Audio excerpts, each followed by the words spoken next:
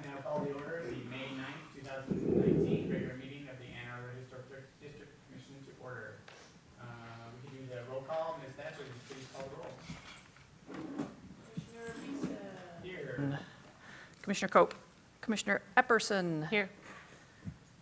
Commissioner Hall. Commissioner Quijano. Here. Commissioner Rockland. Commissioner White. Here. You have a quorum. All right. Remember, folks, tonight, since there are 4 of you, an even number present, 4 votes, positive votes and 3 positive votes will pass a motion. A tie fails. Okay. Thanks. Awesome. All right. Welcome to the regular meeting. Oh, I need a green light here. There we go. Now, can you hear me? Can you hear me? All right. Welcome to the regular meeting of the Ann Arbor Historic District Commission. I'd like to take a moment to explain the order of the meeting, specifically as it relates to the hearing of the application on tonight's agenda. Each case will be called, and we'll first hear the staff presentation and recommendations. Following this, the commissioners who serve on the review committee will present their observations and recommendations. At this point, the applicant will have an opportunity to step forward and provide any comments or additional information about the application. Once the applicant has finished, members of the public who wish to provide comments on the current case may do so, while please noting the time limit of 3 minutes per person. Everyone who steps forward will need to state their name aloud for the record and sign in at the sheet located at the podium, and limit their comments to the application at hand. Following any public comment, the applicant may be called back to the podium to rebut any public comments and answer questions that the commission may have. Once all questions have been answered, the hearing will be closed and the commission will deliberate the application, make a motion, have a discussion, and then vote. If any members of the public would like to speak to general preservation topics and not to any specific application, opportunity is provided during the audience participation public commentary following the approval of the agenda. Everyone who would like to address the commission may do so and will be asked to state their name aloud for the record and sign in at the front podium. Thank you very much for coming this evening. Your comments are valuable to the commission. I would now like to introduce the commissioners. To my left, we have Commissioner Quijano. We have staff Jill Thatcher, myself, John Beeson, Commissioner White, and Commissioner Epperson. All right, next on the agenda is the approval of the agenda. Are there any deletions, changes, or additions to the agenda?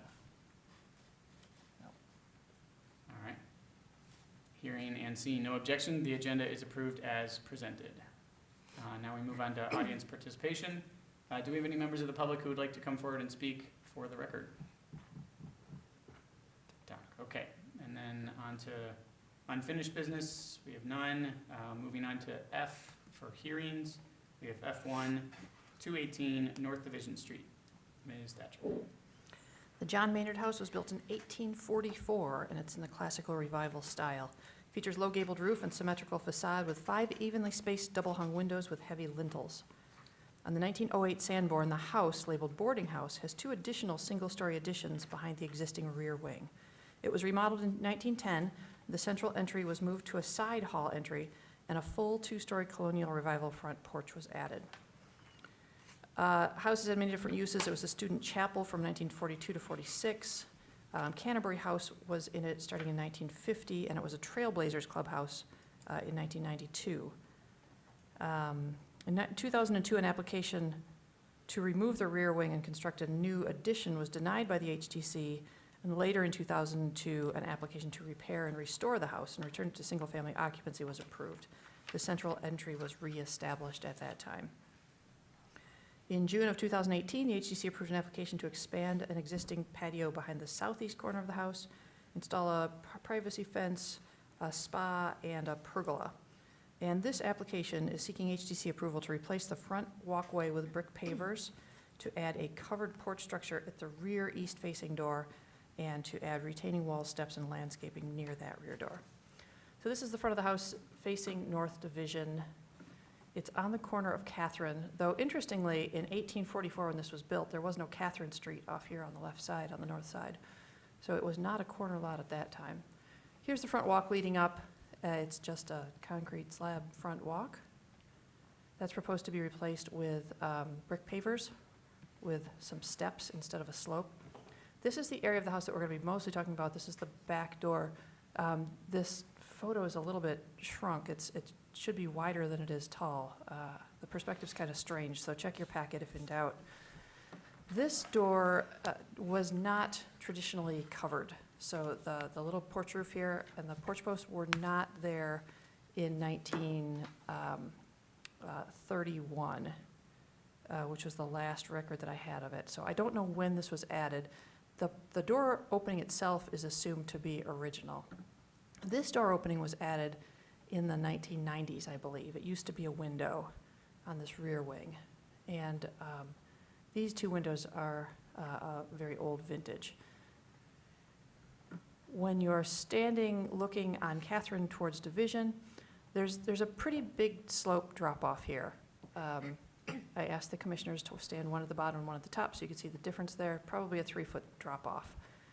And there are retaining walls proposed in this area, as well as an expansion of this porch roof, which would remain in exactly the same design and with the same columns, posts, to basically run all the way to this wall and cover this new entry door. You can see that on that little hill where I pointed out there's a 3-foot drop, there's already an old stone retaining wall of sorts. It's pretty overgrown. They're also buried in here somewhere is a set of concrete stairs going down to the sidewalk. Those were buried during one of the remodels, and they're just under there somewhere. So the proposal is to put in the brick walkway in the front, and then on this side to take this small canopy over the back door and bring it back to the corner so that this door, which is the door that is actually used every day, this one empties into a formal room, not a mudroom type, so that this will have a little bit more coverage from the elements, and it'll give them another little space back here to park bikes and kid stuff. These planting beds give it a little bit of a buffer from the street, as does this low wall. I believe it's 30 inches, the wall. I'll get to that drawing in just a second.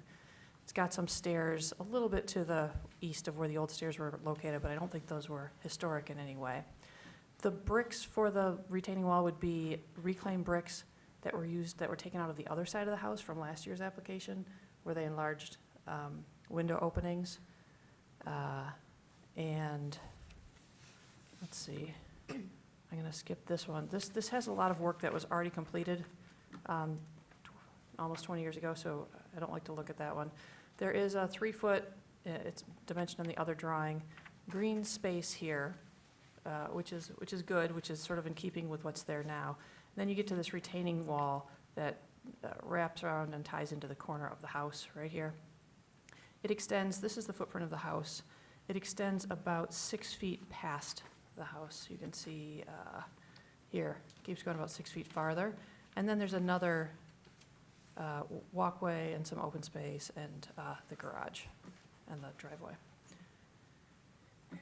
These are the new paver areas, and this is the new porch roof, extension of the existing.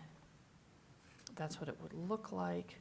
These porch posts are not historic in any way. They don't mimic the front, much more grand porch. So it is certainly compatible to just copy them in order to make a couple more for a porch expansion. None of the window openings or door openings are proposed to be touched, which I think is key to this application. There's some information on the roof structure. And from the Secretary of Interior standards, the ones that best apply are 1, 2, 9, and 10. 1 says a property will be used as it was historically or be given a new use that requires minimal change to its distinctive materials, features, spaces, and spatial relationships. Number 2 says the historic character of a property will be retained and preserved. The removal of distinctive materials or alteration of features, spaces, and spatial relationships that characterize a property will be avoided. Number 9 says new additions, exterior alterations, or related new construction shall not destroy historic materials that characterize the property. The new work shall be differentiated from the old and shall be compatible with the massing, size, scale, and architectural features to protect the historic integrity of the property and its environment. Number 10 says new additions and adjacent or related new construction will be undertaken in such a manner that if removed in the future, the essential form and integrity of the historic property will be unimpaired. From the Secretary of the Interior's guidelines for entrances and porches, it's recommended to design and install additional entrances or porches, I would consider this a porch, when required for the new use in a manner that preserves the historic character of the buildings, i.e. limiting such alteration to non-character defining elevations. Also not recommended is removing an entrance or porch because the building has been, no, we don't need that one. introducing a new entrance or porch that's incompatible in size, scale, material, and color. And from the Ann Arbor Historic District Design Guidelines, it's not appropriate to introduce any new building, streetscape, or landscape feature that is out of scale or otherwise inappropriate to the district's historic character. So this is key. Is this landscaping appropriate for the district? Is it out of scale for the house? Is it compatible with the house, the building, the surroundings?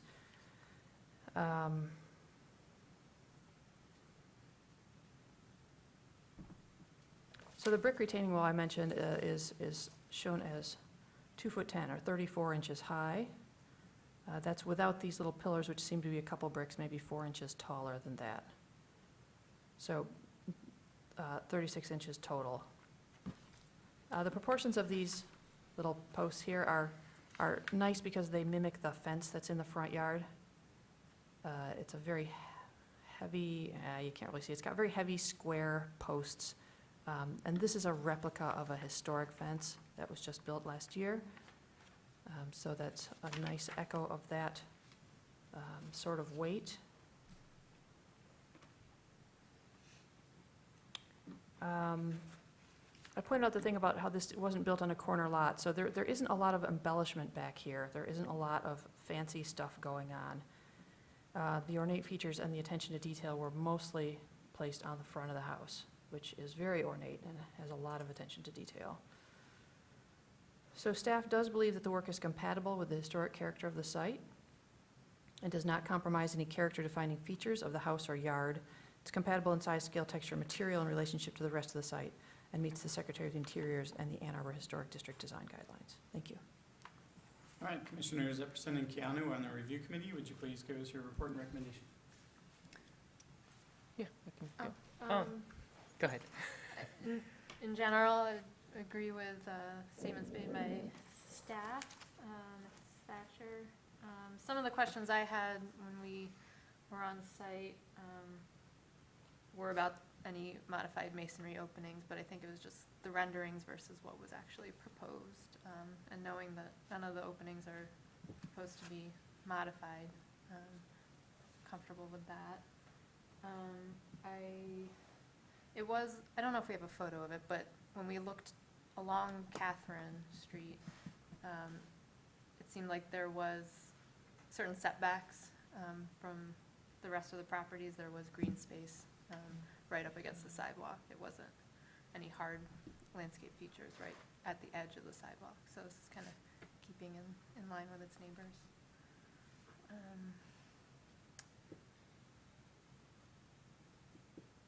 Yeah, I guess the question for the applicant would be about not the columns, but they're paired engaged columns right at the brick face, adjacent to the door we were just looking at. It's not clear if those are staying or going, so. That's about it. Yeah, so I agree with Ms. Thatcher's comment and Commissioner Kehanu's comments. I think a couple other points that we were looking at when we were on site is the location of the roof as it carries across to the new, or to the other side of the house. So where it dies into above the door that's not currently covered. If the roof remains in the same place right now, it will clear the underside of the existing house roof. There was, in the renderings, it's not quite clear. It looks like it's a lot closer, but there's actually about 3 or 4 courses of brick, so there won't be, if everything stays at the same height, it doesn't look like there'll be any issues. We were looking around to see, roughly where that wall is placed on, or will be placed in excuse me, proximity to the existing landscaping. I think those hedges that are there are a good approximation. It'll be set back 3 feet. So as Commissioner Quijano mentioned, there's a good buffer. I think it indicates like 3 feet from the sidewalk. The church across the street has a similar setup. They have a stone wall that I think is a little bit higher than what's proposed here. And I think because there is that drop off of this grade, it seems less like a fence and more like a landscaping wall buffer, and I think it looks, I think it matches sort of what's going on with the rest of the landscape of the house. All right. Would the applicant please come up to the podium, state your name for the record, and please sign in. If you have anything to add to the staff report or the review committee reports, please do so. Hi, my name is Locke Durant. I work with Ventures Design and Build. We're representing the Kennedys, and we'll be doing the build process if we get approval. Appreciate everything that you went over. It kind of hit a lot of the key points that we wanted to bring up to address a few questions from the board. The columns that you brought up adjacent to the house, we'll be working with the building department via that. If they don't want us to use a ledger against the house, then we'll keep those columns in place, and we'll have to probably attach or place a couple additional ones in the behind the new columns to the left of that entryway into their mudroom. And then as far as the roof line, we are planning on keeping it the same height, which will be below the overhang of the eave of the house in that addition. Is there any other questions? Any other questions from commissioners? I have a few. Yeah, I have a few, but All right, go ahead. Commissioner Epperson. do you, I didn't see anywhere, maybe I missed it, what the material is for the wall cap? For that, that's undecided at this point in time. Either we use like a landscape block coping that would match kind of what we used in the backside of the property, or we can configure the reclaimed brick in a roll-lock configuration. Okay. Use that as a cap as well. That's kind of open Okay. for us.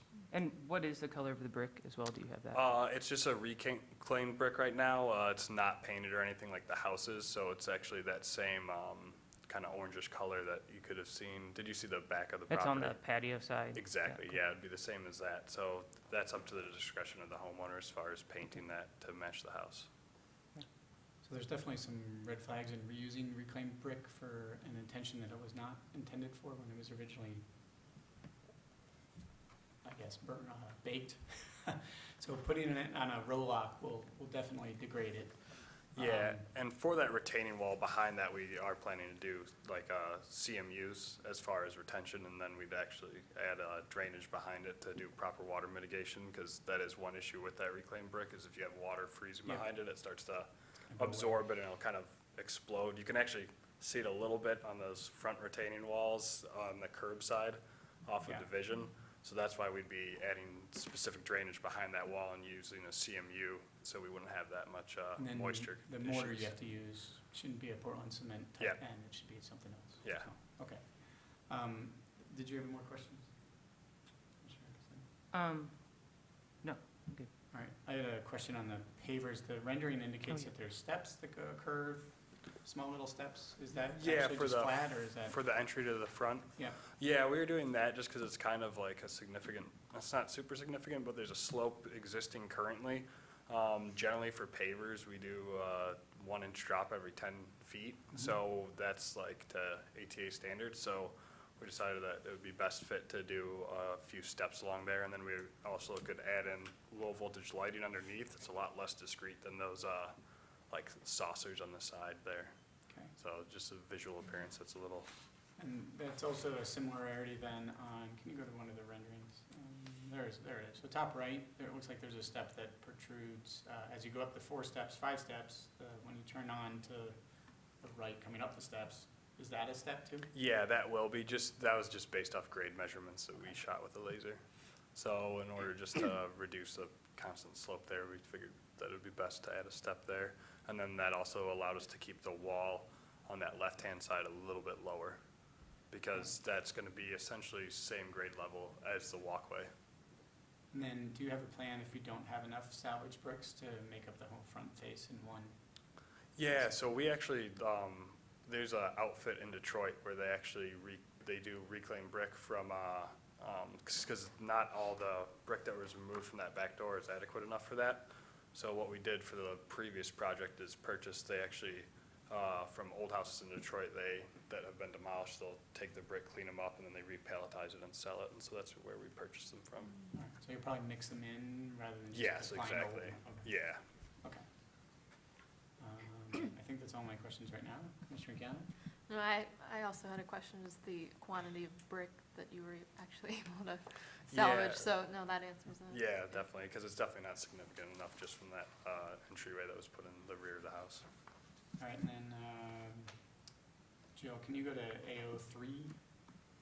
My understanding is that we're really just, there's a lot of notes on this drawing, this one right here. Do you have that? Yeah.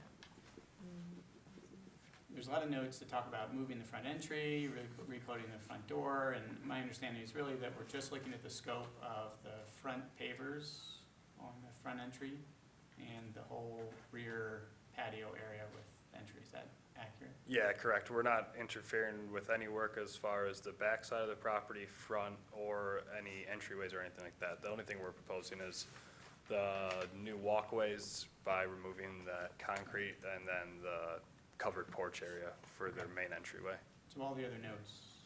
are Yeah, that was a just from the site drawing. survey that Yeah, we had used this- from, This project does have a site plan approved. Oh, so For they whatever can- reason, it goes back to like 2002, so this is a real site plan. At the time of that approval. Right, right, and this work was done. This entrance was removed and Yeah. this was It's restored. none in our but- scope here. No, correct. It's thrown me a couple of times in the last 10 years in this house. Just making sure. Any other questions from commissioners? All right, thank you. You may be seated. thank you. Moving on to the public hearing, are there members of the public who would like to speak on this agenda item? I don't see any. I will now close the public hearing portion of the application, and the applicant will please be seated, already did that. Would any commissioners like to make a motion on the application? Commissioner Keanu. Okay. I move that the commission approve the application at 218 North Division Street, a contributing property in the Old Fourth Ward Historic District, to replace the front walkway with brick pavers, add a covered porch structure to the rear east-facing door, and add retaining walls, masonry steps, a patio, and landscaping near the rear door, as proposed. The work is compatible in exterior design, arrangement, texture, material, and relationship to the rest of the building and the surrounding area, and meets the Secretary of the Interior's standards for rehabilitation and guidelines for rehabilitating historic buildings, in particular standards 1, 2, 9, and 10, and the guidelines for building site and entrances and porches, and the Ann Arbor Historic District Design Guidelines for residential landscape features. Support. Seconded by Commissioner White. Is there any discussion on the motion? I'll add some quick thoughts. So in terms of the Ann Arbor Historic District Design Guidelines, it says not appropriate in introducing any new building, streetscape, or landscape feature that is out of scale or otherwise inappropriate to the historic district's character. I would say that although this proposal is extremely formalized, it provides kind of a really formalized design. It, in many ways, is just carrying their innate formalized design from the front of the house and just kind of bringing it to the back where it used to be a fairly informal aspect of the house. And so by and large, to me, it doesn't really stick out, making it incompatible with the whole rest of the historic district. So by and large, I feel like it applies. Any other thoughts? Go ahead. No, I support this project. Any thoughts? No? Any other discussion? All right. Are we ready to vote? Yep. All those in favor of the motion, please say yes. Yes. All those opposed, please say no. All right, the motion carries. Your application has been approved, and you may now apply for city-required permits before beginning your project. City staff will review all permits for consistency with the application approved here today. Wow, this is new. Thank you very much. All right, the next Print it? agenda item is F2, 616 West Madison Street. This 1.5-story craftsman features a wide front porch, wide battered columns, full-width shed dormers on the front and rear elevations, knee brackets, and wood shingle and stucco walls. House first appears in the 1923 city directory as the residence of Ernest Dieterle, a laborer, and his wife Ruth. In 2012, the HDC approved replacement of several basement windows and walls, expanding a rear porch, enclosing a rear porch, and moving 2 original windows. In 2018, the HDC approved a new garage with a driveway off 5th Street and related work. That work has not been started. This house is on the southeast corner of East Liberty, no, I'm sorry, that's not right. It's the northeast corner of of West Madison Street and Fifth Avenue? Yeah, 5th Street.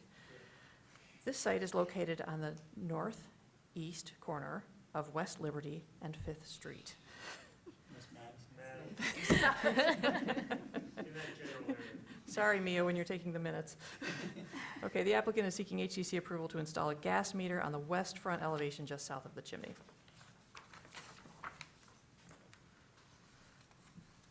All right, this house currently has an interior gas meter, as do many houses in the Old West Side, most houses in the Old West Side, and many of the older neighborhoods in Ann Arbor.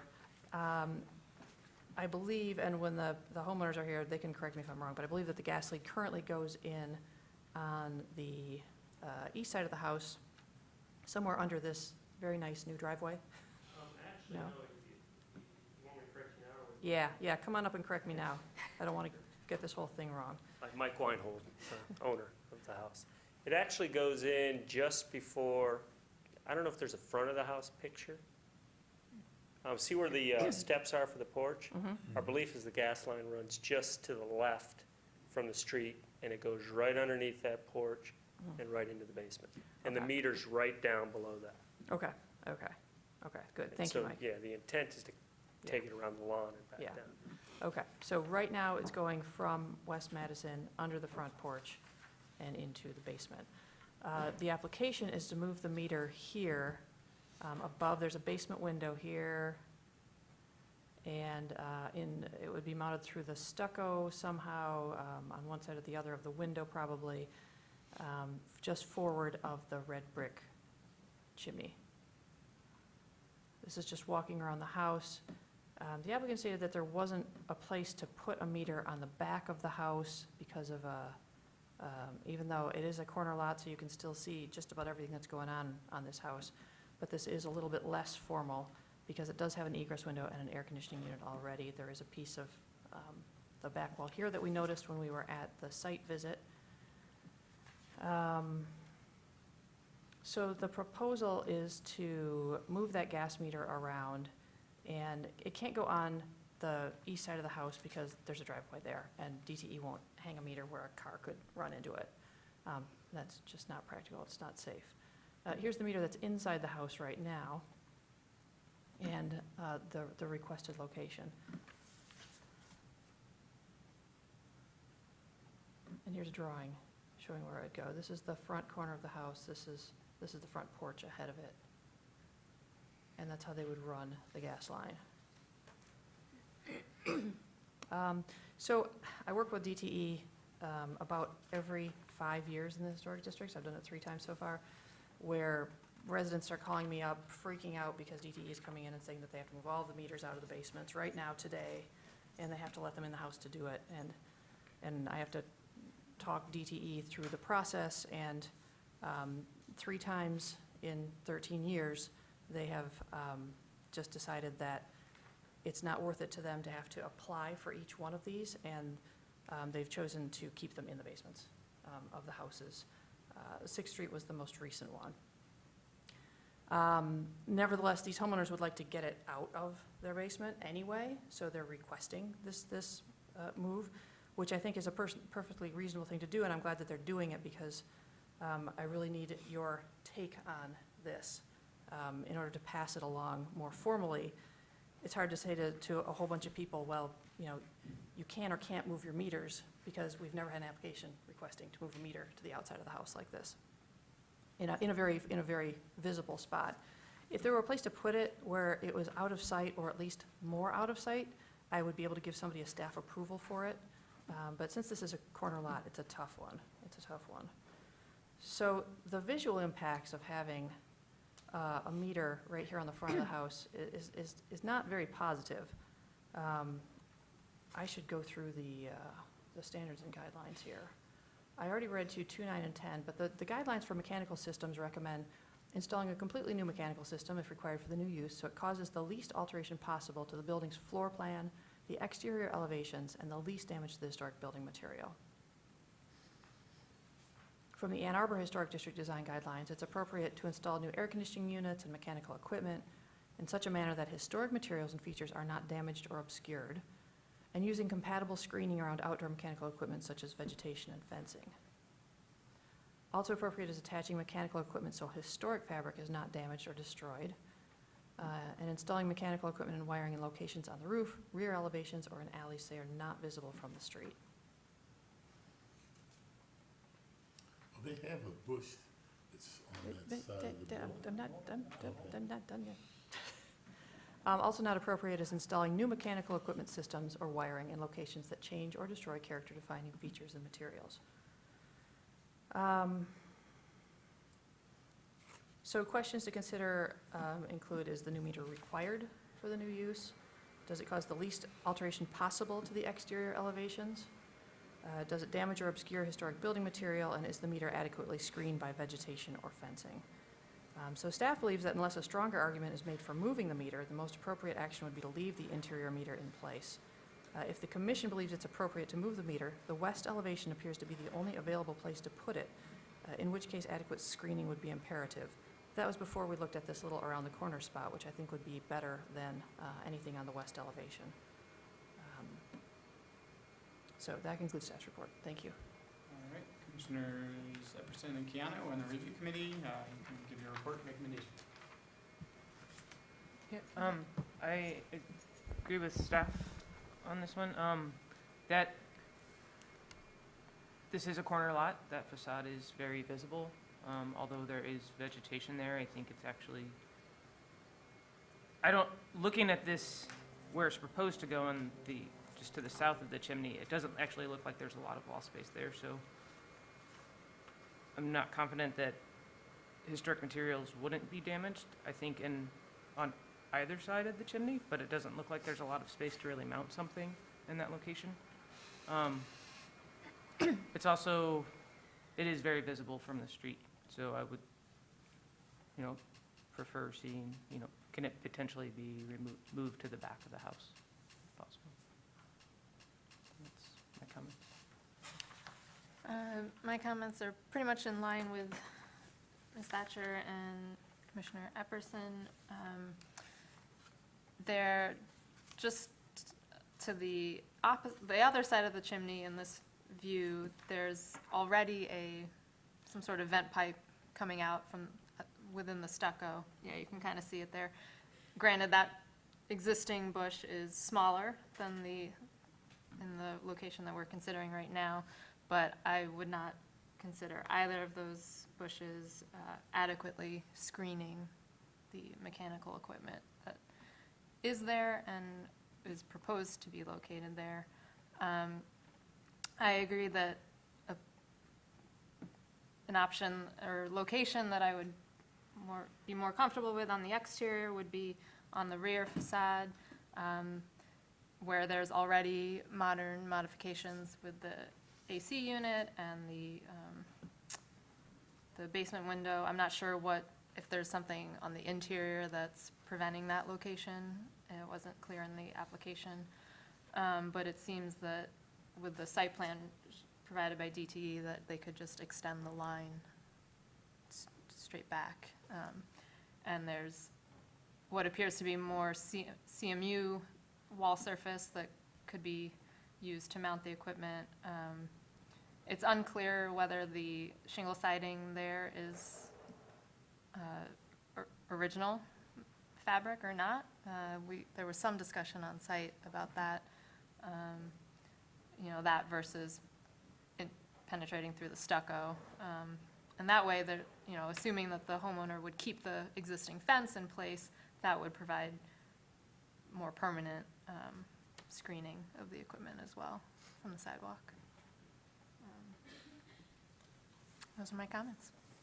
All right, would the applicant please come up to the podium, state your name loud for the record, and please sign in. And if you have anything to add to the staff report or review committee report, please do so. Sure, Mike Weinhold and Maureen Weinhold. So just a couple of comments. So in the approval for the garage, the approval was also obtained to move that fence. And so it was approved to move the fence up to the corner. If you maybe go to the picture that shows the front or the side, right there. It was approved to move it up just before the porch starts. right there. And so that would provide additional screening for the meter. The meter, I believe, will even be more visible on the back of the house than it would be right by that bush. DTE came out and they suggested that location for a couple of reasons. Inside the house, that is actually about as close as you can get to all of the appliances that use gas. And so the line running into the house will hit the gas hot water heater, it will hit the furnace. If we put it, the dryer, if we put it behind the house, the basement is finished somewhat, but it's a very low ceiling. And unfortunately, the joists run the direction, what would that be, east to west. And so the gas line would then now have to hang below the joists to run it all the way down the basement to hit the furnace. I'm not saying it couldn't be done, but it would be visually not really cool, and actually you might hit it. And so we would have to try to, I certainly wouldn't want to drill through all of those joists. I don't think structurally that would make sense. We didn't even have DTE look at running. They can run the line, I'm sure, down the yard. That's not that big of an issue, trenching. But after that, the interior part would be somewhat problematic. If that's the only solution, we'll certainly pursue that because we need to get it out of the house. It's getting in the way of trying to remodel the laundry area. I don't know if you saw the picture. We have everything kind of crammed into one corner where the dryer and Yeah, washer go to are. the picture, I can comment to that. That's the washer and dryer over there. We kind of want it to go this way. The wash sink is here, there's a gap, and then there's a stackable that barely fits, and there's a wall there that leads into a utility room. So there's literally maybe a couple of feet, and I can barely get the laundry door open. And it's just an extremely awkward laundry function. And I'd like to move the stack over next to the utility sink, exactly where the gas meter is, and then that would free up for some more additional storage and a cabinet and function, That- just basic right. function. That's Because it's actually a really- good picture too, I'm sorry. The gas lines, all those gas lines you see, the whole purpose of all of those lines are simply the meter and then the feed line to where all the appliances are. We would be able to lose all of that. And you can see what it means as far as hanging down. We would have that coming across the whole back of the basement.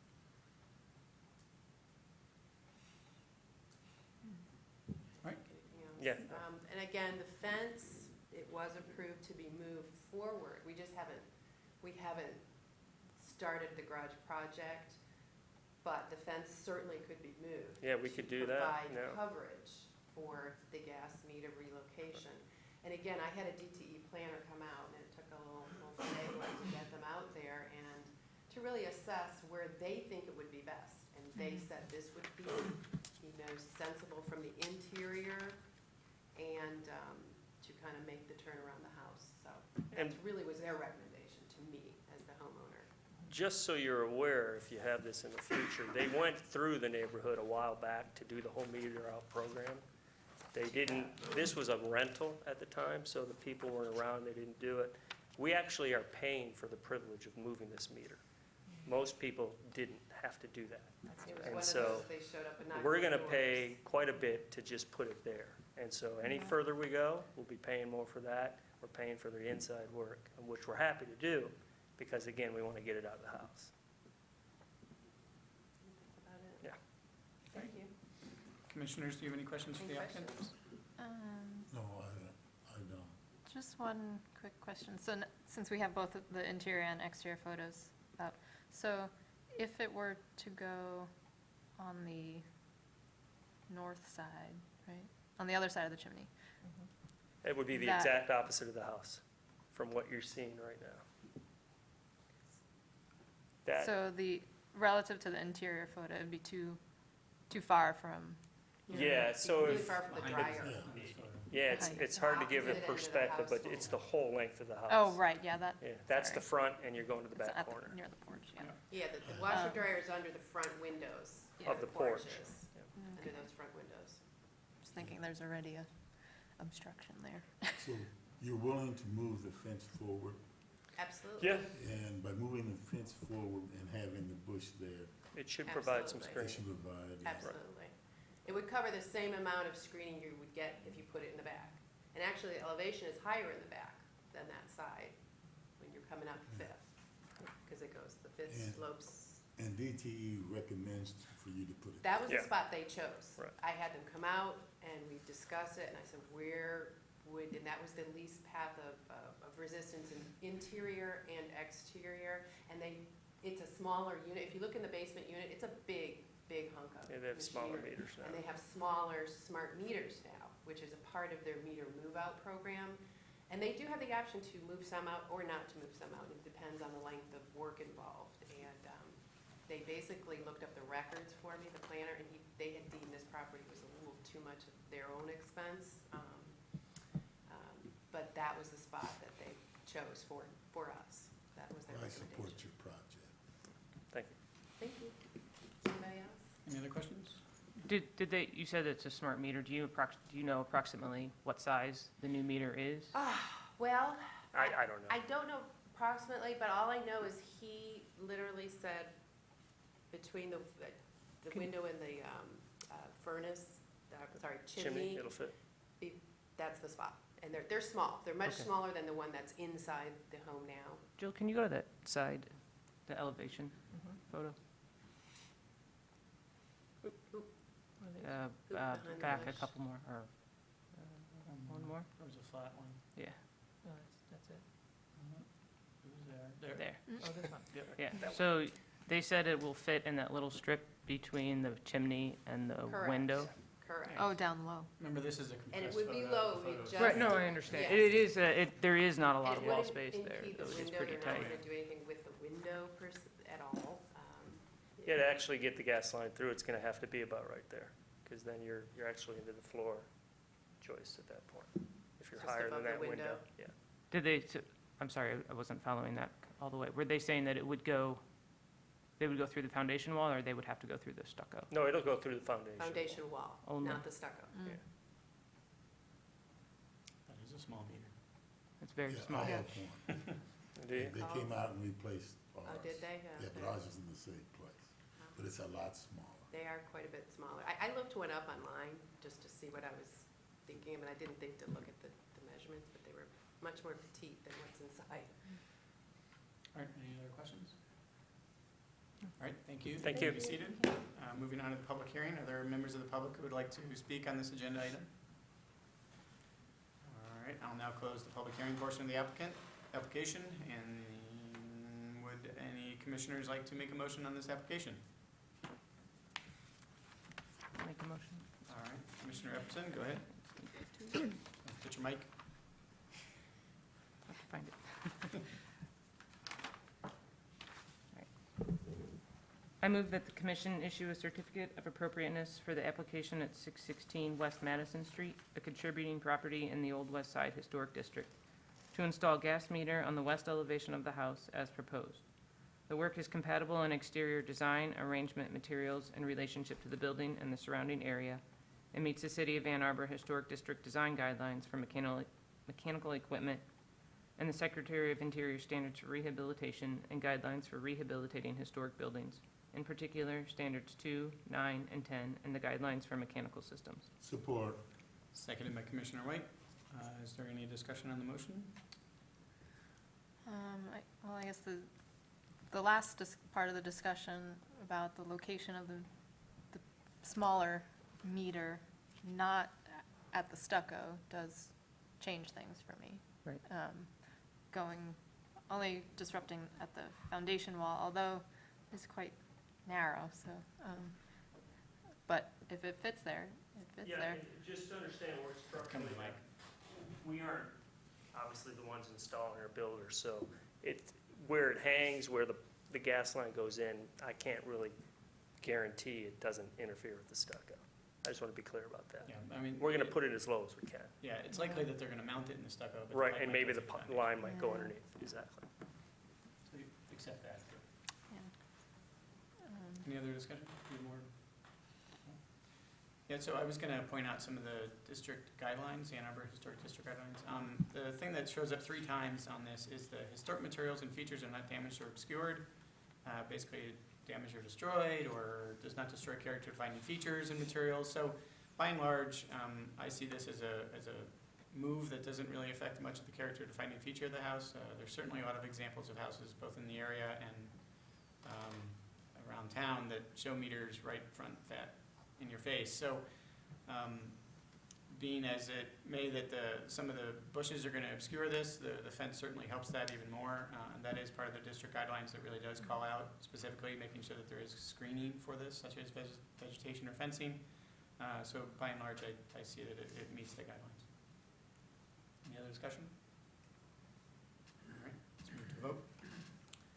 All of those in favor of the motion, please say yes. Yes. All those opposed, please say no. All right, the motion carries. Your application has been approved, and you may now apply for any city-required permits before beginning your project. City staff will review all permits for consistency with the application approved here today. Thank you. It's gonna take me a while. to We get will, back. this one, Joe, will need a letter or something. Yeah, That's okay. DT, you've got them Yeah. exactly Yep. where you want them. They're not moving without. Don't do anything without something. Thank you. Thank you. Thank you. You're welcome. All right.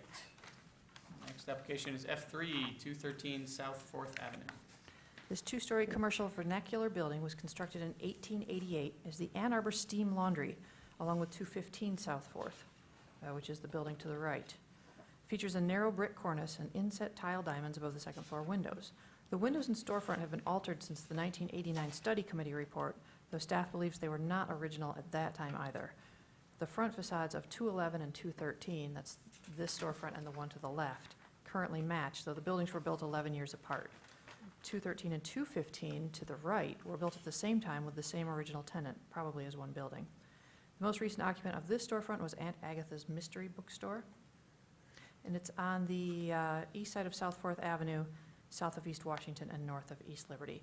And the applicant is seeking HTC approval to install a new wall sign in the sign band and a new pedestrian scale bracket sign for the new business that's inhabiting this storefront.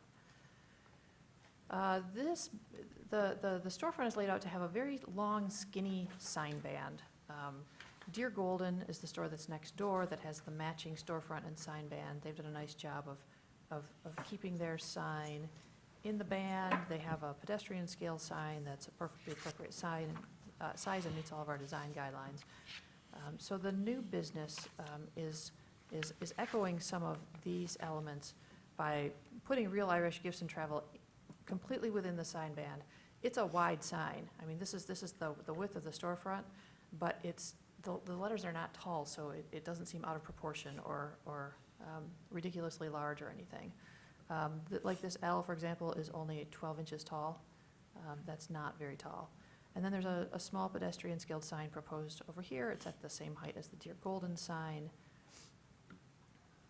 It meets the sign guidelines for the square footage of each face, which is 3.14 square feet. Other signs to point out here, there are a couple of signs. Satini's has a sign that's up higher. Pura Vida has a sign that's up higher, but that's because the big brick building, Washington Square building on the corner, has a different storefront layout. So these guys are all consistent in this row, and I think that that's a very important detail to look out for. They are mounting this bracket through mortar joints. It's noted on the plans, which is always appreciated. The Secretary of the Interior standards that best apply are 1, 2, 9, and 10, and I've read all of those to you already. You don't need 8. The Secretary of the Interior's guidelines for storefronts, not recommended as introducing a new design that's incompatible in size, scale, material, and color, or using inappropriately scaled signs or other types of signs that obscure, damage, or destroy remaining character-defining features. I don't believe that any of those are a problem here. From the Ann Arbor Historic District Design Guidelines for signs, it's appropriate to install signage in the historic sign band area, typically the area above the transom or just above the storefront, and to attach signage through masonry joints or through materials that can be easily repaired, such as wood when signage is removed. It's also appropriate to install signage that's compatible in size, style, material, and appearance to the historic resource and the district, placing signs to align with others along the commercial block face, and installing signage that's subordinate to the overall building composition. I can find no fault with this application in meeting all of these design guidelines and standards, and staff recommends approval of the application. Thanks. All right, Commissioners Epperson and Keano on the review committee. Go ahead and give your report.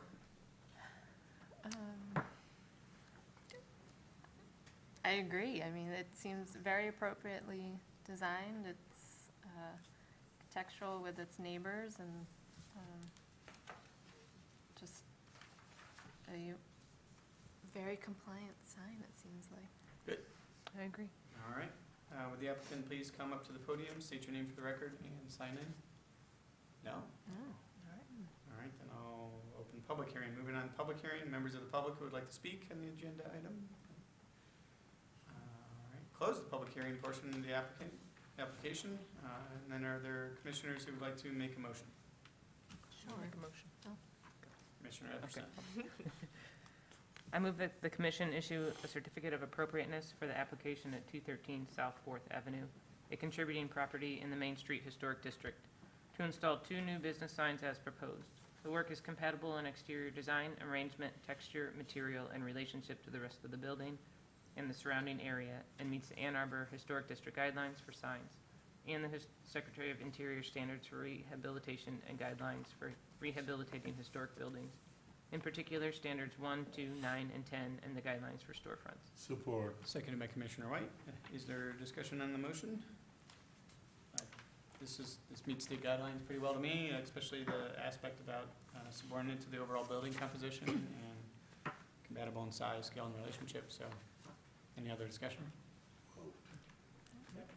Sounds like a good idea. All right, are we ready to vote?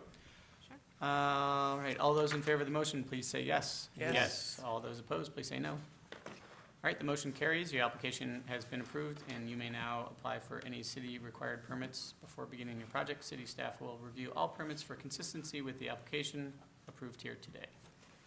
All right, moving on to F4, 1132 West Washington Street. This 1 3/4 story gable fronter features a wood-sided full-width front porch with a gable roof, wide lap siding, and 3/1 craftsman windows. First appears in Polk City directories in 1923 as the home of Harrison and Allie Bacon. Harrison was a production manager at Motor Products Corp. Sites on the north side of West Washington Street, west of 9th Street, and east of Crest Avenue. The applicant is seeking HGC approval to construct a 16-foot by 12-foot wooden shed in the backyard.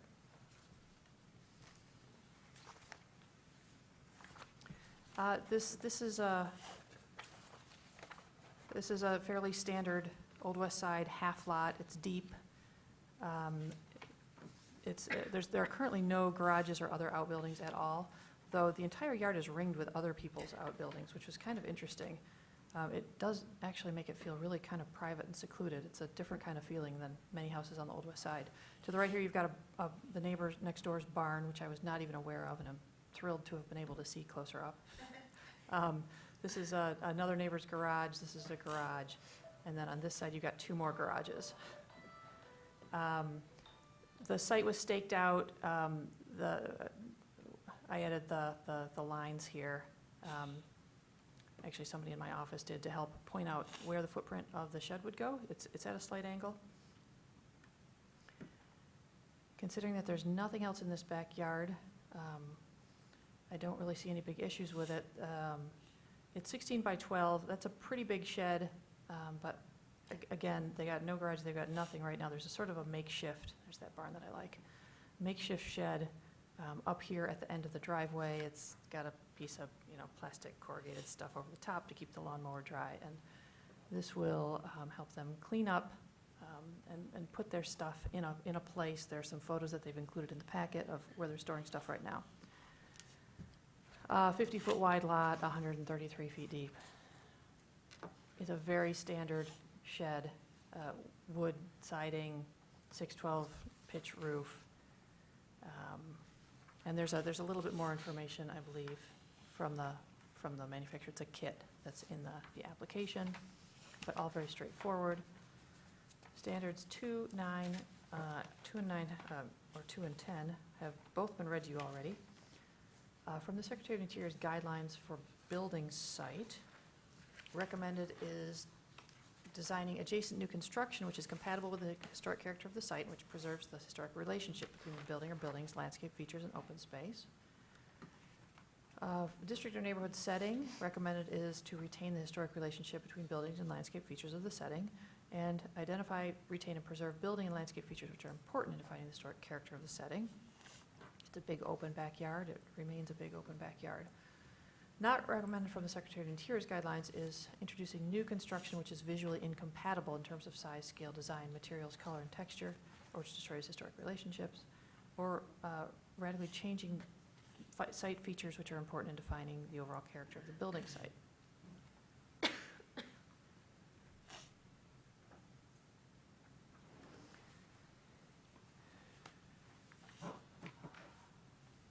Staff recommends approval of the application and believes that the design, size, location, materials are appropriate and will not detract from the historic character of the surrounding neighborhood. Thanks.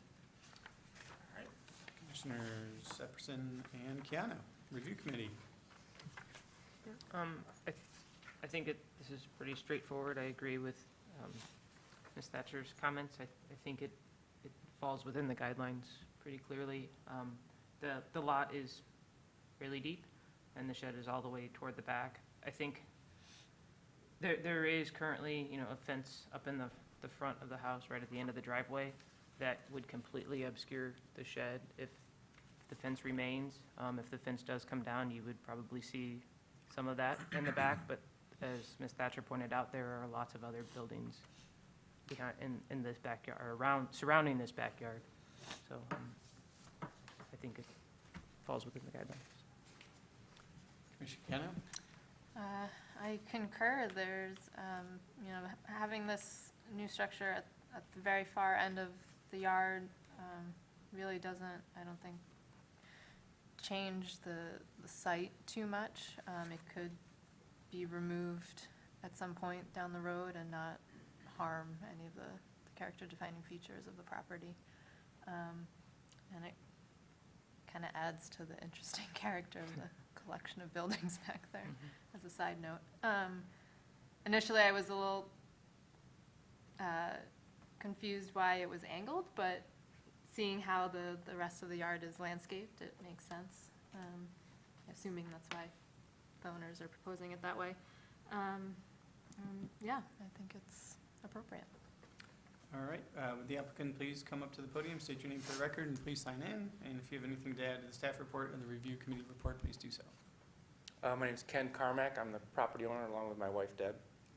All I can say is if you go back to the front picture of the front of the house, we bought the house 2 years ago, and if you saw the before and after, you'll see how cute and nice my wife made it, keeping within the theme of the historic district. So you can guarantee that the shed will look similar to the house, similar paint, same shingles, and it'll fit right in. It'll look much better than the 4 accessory buildings that you can see from that shed. And it'll be all wood, no steel, no plastic. All right, Commissioners, do you have any questions for the applicant? All right, thank you. You may be seated. Moving on to the public hearing, are there members of the public who would like to speak on this agenda item? No? All right, I will now close the public hearing portion of the application, and let's see, is there a motion on the application? Would the commissioner like to make a motion? I'll do it. All right, Commissioner Kiana. I move that the commission issue a certificate of appropriateness for the application at 1132 West Washington Street, a contributing property in the Old West Side Historic District, to construct a new shed in the backyard as proposed. The work is compatible in exterior design, arrangement, materials, and relationship to the house and the surrounding area, and meets the Secretary of the Interior standards for rehabilitation and guidelines for rehabilitating historic buildings, in particular standards 2 and 10, and the guidelines for building site, as well as the Ann Arbor Historic District design guidelines, particularly as they pertain to residential accessory structures. Support. Seconded by Commissioner White. Is there any discussion? I think it's pretty straightforward. Seems to fit pretty much all the building site recommendations that we have on our design guidelines, and doesn't distract from any historic character or features, so. Any other discussion? No? No. All right, we'll move to vote. All those in favor of the motion, please say yes. Yes. Yes. All those opposed, please say no. The motion carries. Your application has been approved, and you may now apply for any city-required permits before beginning your project. City staff will review all permits for consistency with the application approved here today. Thank you. All right, that concludes the hearings. We're moving on to G for new business, and we have George here for the Cobblestone Farm Annual Report. Jill's gonna help you out there.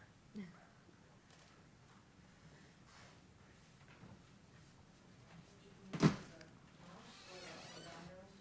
think in one of those photos I saw the house. So I was like, oh, man, In this last one? choice. Oh, I didn't Like take it was note. hanging up in the tree.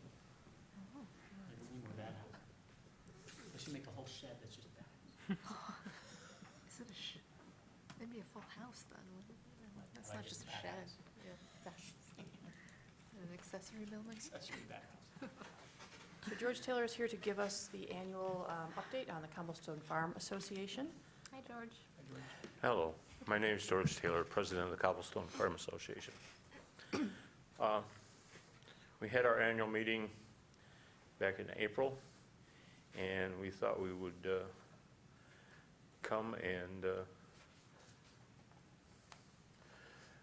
show you what's going on at Cobblestone Farm. Matt Siegfried was our speaker. Matt Siegfried is a local historian, and he talked to us about the Potawatomi Indians that lived along the Huron River. It's interesting to note that there have been people living along the Huron River for over 2,000 years.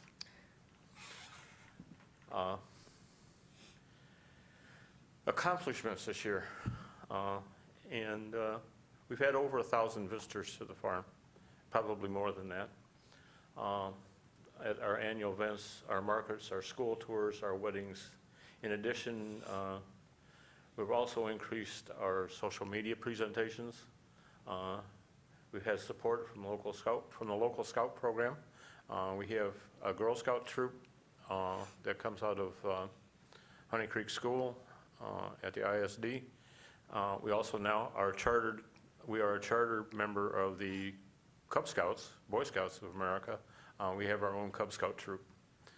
And then we just received our 2019 charter at the event we had last week. We have new office space at the farm. We're now in what was originally the caretaker's quarters. And the city has been very kind to us in developing that for us. And it's increased our interpretive area. We have an internship with the local university students. We have an intern who is working on our archives from Eastern Michigan University Preservation Program. And we just finished a capstone project with the University of Michigan Museum Studies Program. And I'll talk about that in a little bit. And we also have developed a partnership with a local reenactment group. Ladies who show up in 1850s dress to all of our events and do special presentations. And one of our special presentations this year was a Soldiers' Aid Society meeting from the Civil War. And it's interesting to note that the folks that lived at the house did not participate in the Civil War, but the families from Pittsfield Township, where we were located in the 1860s, we had well over 100 young men participate in the Civil War from our neighborhood. We have two relatives of families that lived at the farm who perished in the Civil War. The reenactment group has been very good to us also. Our treasurer's report, we ended the year in the black. And we still have a very, very small budget. Our budget is like maybe $10,000 a year. But we're all volunteer. Nobody gets paid. We do have our market. And that will be starting the 21st of May, which is a very busy day. I have 60 students coming in the morning. The market opens at night at 4 o'clock in the afternoon. Parks Advisory Commission is meeting at 4 o'clock that afternoon. And, whatever else is going on. The goals for 2018 and 2019. recruit more volunteers. We're always looking for volunteers. So if you know of anybody that's interested, please let us know. We're updating our website and our logo.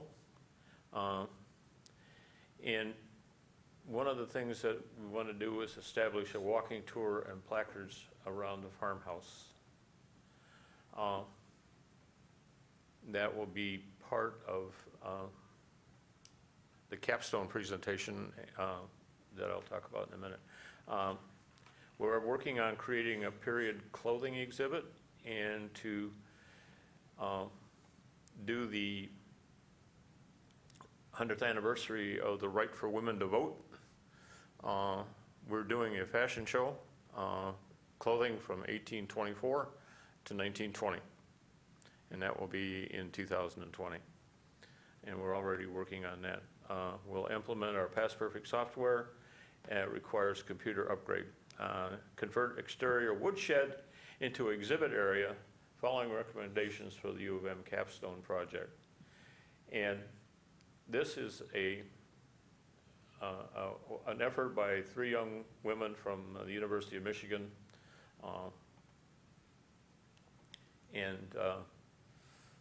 Proposed suggestions and preliminary outlines for interpreting the woodshed space at Cobblestone Farm. That's the woodshed space. Right now, it looks like a dump. It does, it looks like a dump. It's a storage area. We have a sleigh, we have a gig, we have a Studebaker gig, we have an Owasso sleigh that need restoration. And this is what they came up with, and this is what an empty woodshed looks like. The stairway on the left side of the picture goes up to the new office area.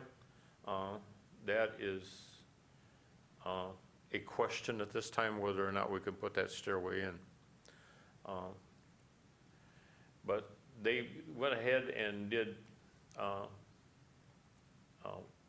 what they thought would be good, large scale map that demonstrates the changing property over time utilizing GHS or similar product. Portraits of the different families that lived there. So this would be a site that would be open 24 hours a day, 7 days a week. Anybody walking through the park could walk through this particular area. And also talk about transportation. We have the sleigh, we have wagon wheels, we have the little gig, and we also have the history of the interurban running in front of the house. So that'll all be part of that particular, how we can display our gig. Our gig is only a 2-wheel gig, it's not a 4-wheel wagon. But the students, if you really want to look at it, Jessica has a copy of this document that she can show you, and they go into the cost to rehab that particular woodshed and do some of the building in there. We have lost Amber. Amber was a museum studies student, and Amber will be moving to Tennessee to take on a historic reenactment spot. So we're looking for board members also. Heidi Ellis is the one who's working on the clothing displays. She's a former employee of the Henry Ford. Sherry McKay is our grants person, also a scout leader along with Heidi and Jessica. And Ellen Ramsberg, who was part of your group at one point. Lynn Slater is our farm market representative. And like I say, the market starts, and we're now on Facebook and Twitter and Instagram.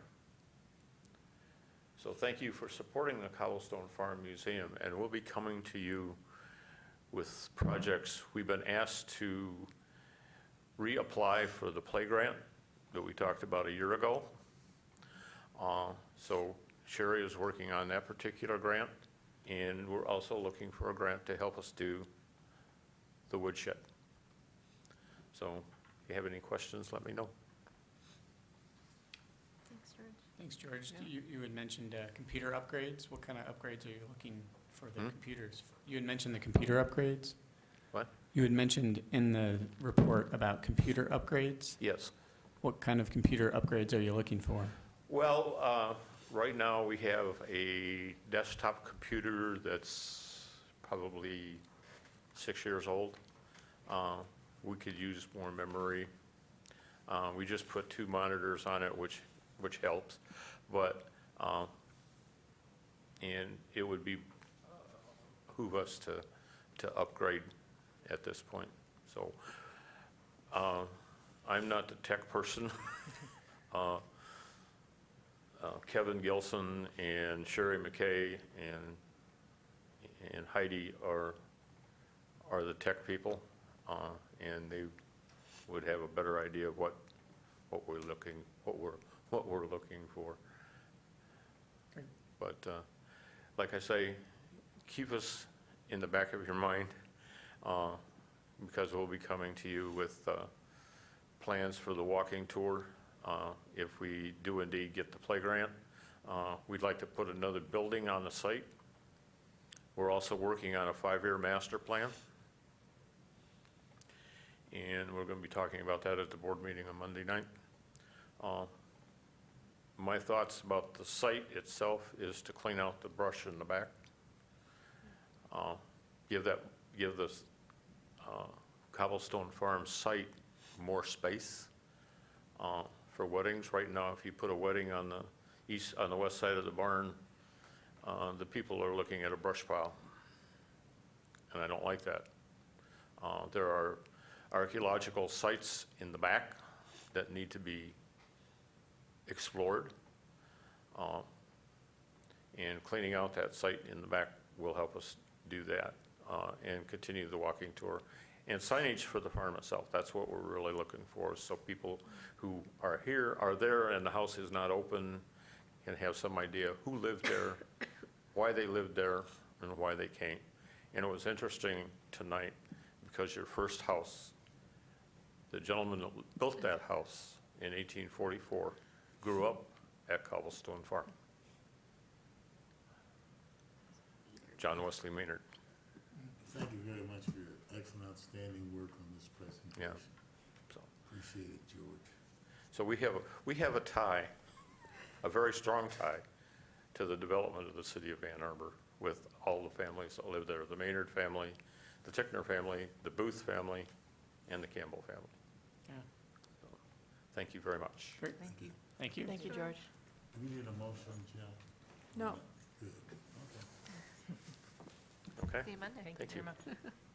All right, next on our new business is G2, approval of the 2019-2020 meeting calendar, which should be in front of you. The only strange thing on this is the August meeting is the third week of the month. Not the second Thursday, it's the third Thursday. That's because it's still undecided, it's still unknown whether there will be an election the first week in August. If there is an election, we'd get booted for sure. But they're waiting on, I think, the school district. They've got until the end of the month to file. So rather than schedule the meeting and then move it, I just grabbed the conference room for when we could. And, Mia sets all this stuff up, and she worked out all the kinks here, and everything else looks pretty straightforward. 1, 2, 3, 4, 5, 6. Yeah, we've got our half-year, 5 p.m. and half-year at noon review committee site visits. Yeah. So You need a motion for this schedule? that's probably a good idea. Would you like to make that motion, Bob? Yes. All right. I make the motion that the City of Ann Arbor Historic District Commission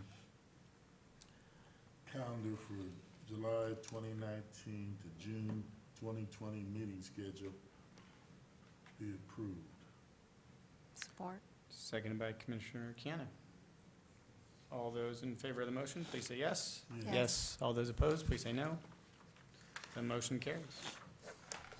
Okay. All right, next is approval of the meeting minutes. So we should have April 11th somewhere in front. Oh, I didn't print.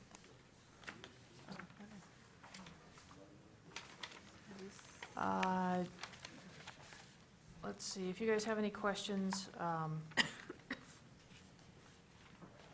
there's a couple of replacement skylights on Vahans, on 311 East Liberty. Oh, you've jumped. There's, oh, I'm jumped sorry, over parts I'm from sorry. staff. I jumped right over the minutes. I didn't Minutes catch first. anything in the minutes, like, when I skimmed through them. I think it was all there.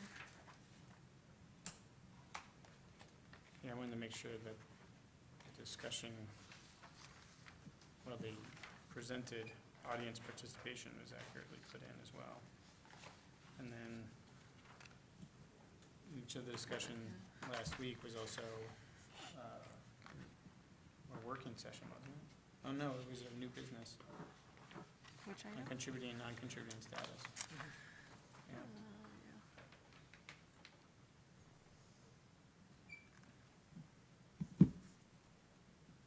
You have to consider it later.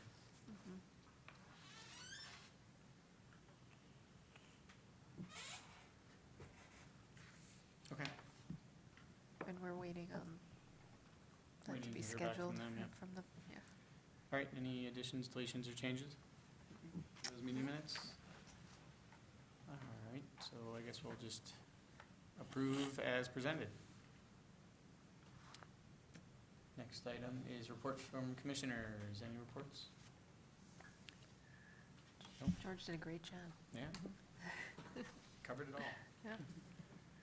Assignment, review committee, Monday, June 10th. 5 PM. June 13th meeting. I will not be at that meeting. Okay, thank you.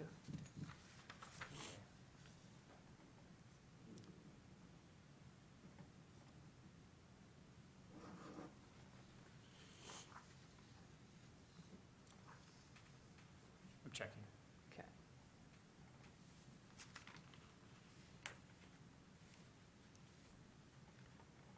Other than ice cream social, it seems like I should be able to make it. Yeah, I could do the 5 o'clock on the 10th. All right. We could always just volunteer Max for. Oh, wait, is he? So Max Yeah, is what's- done with the commission. Oh, You yeah. didn't- You didn't get the email today, clearly. No, I did not. Yeah, he has decided not to apply for a new term, and the end of his term is the end of May, and he couldn't come to this meeting anyway. Oh, So, so Max is not available, but I could ask Dave or Evan if either of them can do it, if we don't get a second right here. okay. Yeah, I've been getting every other email on my Yahoo account. Oh, that's not good. You want me to switch addresses? Yeah, you can move the power sign. Oh, that's what I usually use. Oh, Okay, I'll Mm-mm. check with Mia. I'll check with Mia. also depends on the time of day, too, I suppose. All right. That's it for assignments. Yep. Reports from staff. Now, DHCC staff activities. Now, staff activities. This is a short one, it's only 2 pages. Yeah, there's a nice solar installation on Broadway that's completely invisible from the street. It's blocked by a rear addition, a rear wing. Everything else is pretty much standard stuff.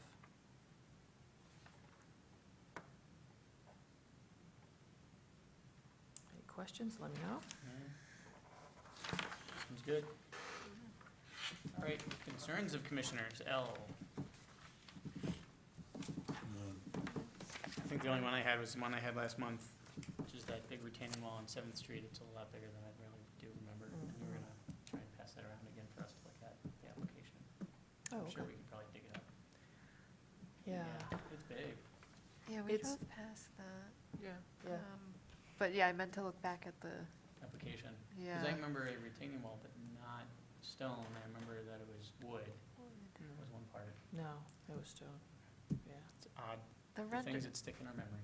the rendering was a little strange, The wasn't it? application actually had it higher than what we move to, than what we required them to build it to. Yeah. So I think it's lower than what Lower they had than what we- initially, And Submitted. recently, Maybe it's just such a corner lot, I guess.